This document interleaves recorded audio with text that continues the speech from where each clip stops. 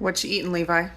Watermelon. Watermelon. It is watermelon season, and we are taking full advantage of it. We are having watermelon often. Maybe not every day, but very often.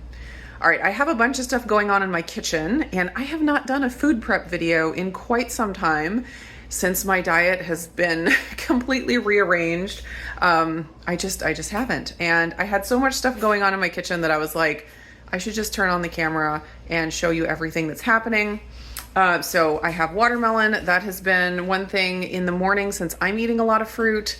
These days I will prep a fair amount of fruit in the morning, and often it's watermelon, sometimes cantaloupe.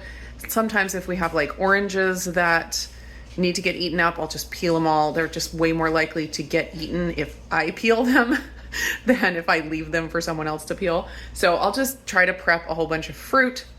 And so we have a giant watermelon from Costco over here that is getting munched on. We were admiring the pattern in here. This one's kind of maybe overripe, but look how it like swirls. Isn't that cool?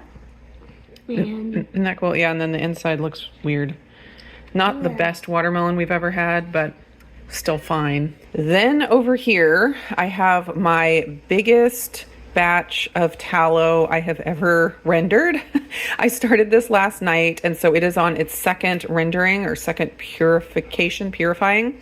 I follow the process from Bumblebee Apothecary. I will link that in the description if you are curious about rendering tallow. This is really my second time doing it this way, and so I'm not an expert or anything, so I will direct you to Bumblebee Apothecary. But one of the techniques that she recommended is if you don't get your beef fat ground up or chopped, it can be really annoying to have to chop it all with a knife. She recommended using an immersion blender. So you get it going with the water and salt and let it cook for a little bit until the chunks of fat are soft. And then you just whiz it up with your immersion blender. It looks disgusting, of course. I told the family, I was like, this is not potato soup. Then after that, it renders a lot faster when it's pureed that small. So anyways, that's a great technique. Although I am afraid that I may have burned up my immersion blender. It was smelling kind of hot. And so I'm going to have to check on that. Anyway, so this is on the second rendering. I let it sit overnight in the fridge and it hardens up, and then you get rid of the water and scrape off like the impurities that settled to the bottom. And then you go through the process again. This is from beef kidney fat, which is apparently cleaner, so you don't have to go through quite as many of the purification cycles, to get that really nice white, not too beefy tallow. So this is just heating up. Everything's going to melt, and then it's going to kind of simmer for a couple hours probably. So I have my cheesecloth or nut milk bag over here, and I'm going to run it through there, and then it'll go back in the fridge again. We will pop out after it cools and clean off the impurities, and then I'll decide if I want to do one more go around or if that's going to be enough and jar it at that point. I also have a bunch of potatoes in the oven. I had a half a bag of the little creamer potatoes from Costco that needed to be used, and then some Yukon Gold potatoes that we just had for a while and needed to get cooked. So I'm getting those cooked up, and they'll just be prepped for meals. However, sticking my face in the oven made my face all pink. And this here is a burn because I made jam the other day. Actually, we picked strawberries and we had a bunch left and I needed to get them used up. So I made some, it's just freezer jam. It's very good. Of course, it has sugar in it, so of course it's good, but it's nice and thick. I cooked it down for a long time and it's like really dark red and it's delicious, but I was trying to read the candy thermometer when I was reducing it and it was really hard to read, so I leaned down over the pot stupidly and it popped on my face, and so that is my very attractive strawberry jam burn. Potatoes are done. I'm just gonna let these cool. Some of them will probably get eaten here for lunch, and then they will just be stored in the fridge, and they're great when they're pre-cooked like this to air fry. You can just, like the little ones, you just slice them in half, air fry them, slice these into whatever pieces you like. air fry them, and they just cook a lot faster and they get really crispy. And then you also get that resistant starch effect from the cooking and cooling and then cooking again. So it's nice to have cooked potatoes in the fridge. Again, they're so much more likely to get eaten if I do some of the prep work ahead of time. On my cooking days, I always have my electrolytes really close by and I'm sipping on them all throughout. Element is the sponsor of today's video. I have the grapefruit salt in here today and I have been enjoying sipping on that. Also, it has been very warm here recently and my husband, who works outside doing construction, has been using Element quite a bit as he's trying to get through these hot days. So it is something that our family uses, you know, all throughout the year, but we just absolutely love it this time of year, especially so refreshing with all the fruity flavors. If you want to try out Element to see if it is right for you, you can get a free sample pack just by using my link, drinkelement.com/indigo, drinklmnt.com/indigo. Click that link, place an order for anything on the website, and you will automatically get an 8-stick sample pack to try. It has 2 of each of their 4 most popular flavors, so it's a great way to try the favorites, as well as it's a great way to pass the gift of hydration on to a friend. So thanks again to Element for sponsoring my adventures in the kitchen today. All right, it is time to strain the tallow again. So we'll see how much we can get done without too much of a mess.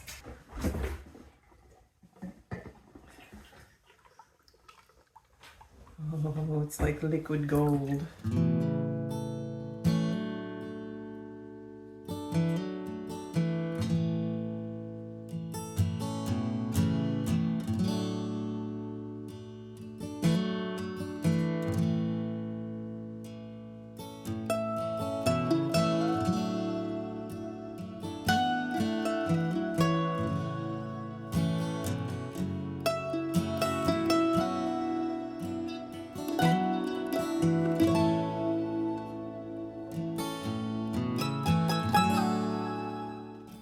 All right, so I'm gonna let these sit and cool for just a little bit, and then I will transfer them to the fridge, let them harden up, which will probably take the rest of the day, if not overnight. I have to show off my new favorite thing in all of the world, and that is my new refrigerator. We had an old top and bottom fridge and freezer here, and it died a while back, and so we went without a second fridge for a while, which was pretty awful. And then my husband surprised me with this beauty.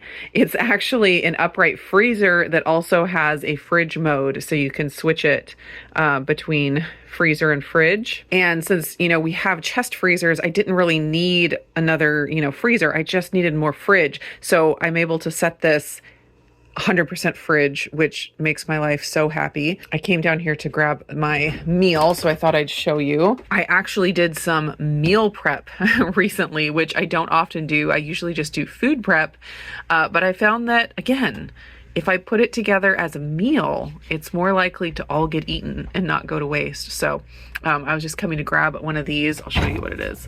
I have black rice. It's like black pearl rice down there, cooked in some broth. I have some stir-fry veggies over here, some of the frozen ones that I get from Costco that make it super easy. And I have some chicken thigh on top, so I'm going to add some sauce. Yesterday I had some barbecue sauce on one of these. That was really good. I think today I'll do some like teriyaki sauce to make it more Asian-y. And yeah, good filling meal, and it's all prepped for me. I am going to do some air fryer steak bites. This is some ribeye that I chopped up. And I have this Red Rock barbecue from Redmond, which is really good. I just did not use it fast enough, and it has clumped, you know, because they don't put preservatives in and all of that stuff like we want. But I'm going to try to toss the steak bites in the bowl with the seasoning, see if I can get them coated somewhat. And then I will throw them in the air fryer, probably like, I don't know, 8 minutes at 400. See how that goes. I'm gonna let that sit for a little while and see if those chunks dissolve a little bit more. I also have some bones and trimmings from the ribeyes, and I'm gonna just throw them in the Instant Pot And I might run out and get a few more bones out of the freezer and just make a big pot of beef broth. All right, so I pulled some meaty soup bones out of the freezer, and I'm gonna go ahead and roast these real quick. And then we'll pop them in the Instant Pot and get some nice broth. I'll probably do some pepper on this as well.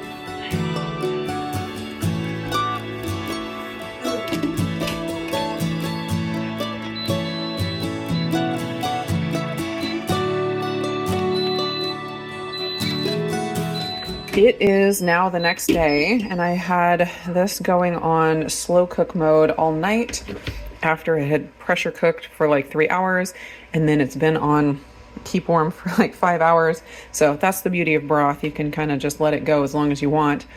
I'm gonna strain this out, and I'm gonna pick off the meat once it cools off, because there was a lot of meat on those soup bones.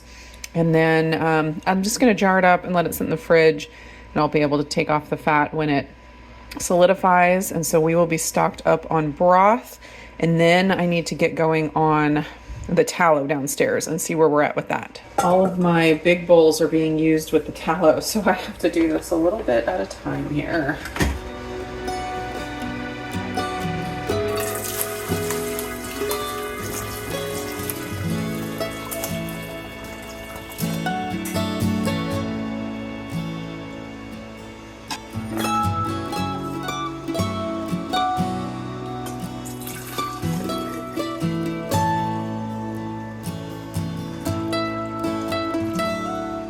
Didn't want to get another jar for this last little bit of broth, so I just scooped out some of the fat. Although I do want to keep a nice little layer of fat, because that helps keep the broth from going bad as fast. So I do want a little bit on there, but I don't want another jar for this tiny bit. Maybe I'll let Izzy have it. Should Izzy get it? Did you want some broth too? Look at this beautiful tallow. It's like pulling away from the edges of the bowl. I don't know how easy it'll be to get out. Ooh, I feel it moving. I have a feeling that this one is more pure than this one, because this is what I dumped off the top. And so there wasn't as much impurities. I can still see a little bit of stuff in here. So I might just, I might just purify this half again, and this one call it good. We will see when I get it out of here. Yes, there's very few impurities. There was just a little bit of water at the bottom. So I'm going to scrape this off, and then I'm going to put it, well, I'm going to dry it and get it back in the pot just to melt, and then I'll be able to jar it.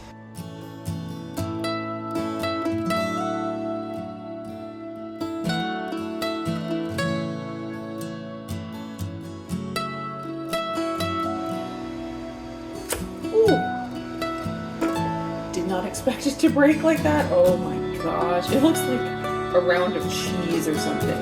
That is so beautiful.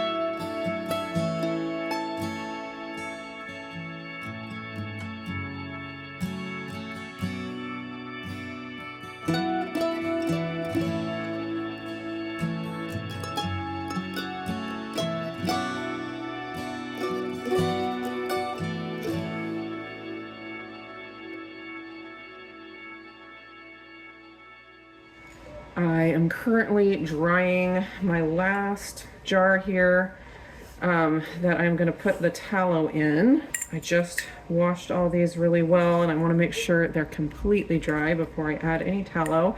These jars are from Azure Standard. I have talked to you guys about Azure Standard. Oh no! Azure Standard before. It is a bulk food and other things buying company where you can get some really great prices if you buy in bulk, and they have cool stuff like their own canning supplies. So I actually love these jars. I think they're really pretty, and they're just slightly tinted. They're kind of like a greenish bluish, but just barely. I just think they're gorgeous, and they're a really good price. And the other thing that I like about them is you can choose to either buy them with lids or without lids. And I have 10,000 lids in my house, and so I didn't need lids, so I was able to get the jars a little bit cheaper by buying them without. I am probably gonna need, no, I definitely am gonna need more jars than this, but this will get me started. My other tip about canning jars and such is always save the boxes with these dividers, because it's great for storing, you know, your filled jars if you have canned stuff that you just aren't going to use for a while and you want to store it easily. And there's always a time in my house where my cabinets get too full of empty jars as we're like working through canned stuff that we have in the pantry, and the jars just end up in the kitchen and I get overloaded. And so having the box to just add empty ones back to that I want to store, super nice. I will link up in the cards a video where I talked more about Azure Standard and like that whole process and how it works. If you're interested in checking it out, I am an affiliate with them, so I have a link down in the description, and check out the video if you're interested.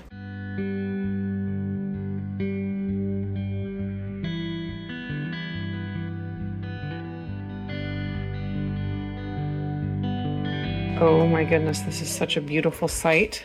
And I find it so funny how it looks green because of the blue tinted jars and how incredibly bright yellow the tallow is. It looks like, I don't know, lemonade or something, some kind of a fake artificially colored drink. Oh, but it's so beautiful. So I'm gonna go ahead and put the lids on these, and I'm just gonna let them sit here at room temperature until they harden enough that when I put them on their side, they're not spilling and getting the lids all dirty. I am going to, the last step on here is I'm going to vacuum seal the jars in my chamber vacuum sealer, which is kind of an unnecessary step because tallow is safe at room temperature, but I just figure I have the vacuum sealer, I might as well use it and get all the air out just for longer term storage. Also, if there's any kind of impurities or anything, it will help avoid any like molding or anything like that, but hopefully there are no impurities because we cleaned it so well, or purified it so well. Got a nice container full of this shredded beef from the broth, so I need to figure out what to do with this. Probably tacos or a stew, barbecue beef, something like that would be really good. And then I've been giving Izzy all kinds of treats from here, but I think I'm gonna let the chickens pick over the rest of this.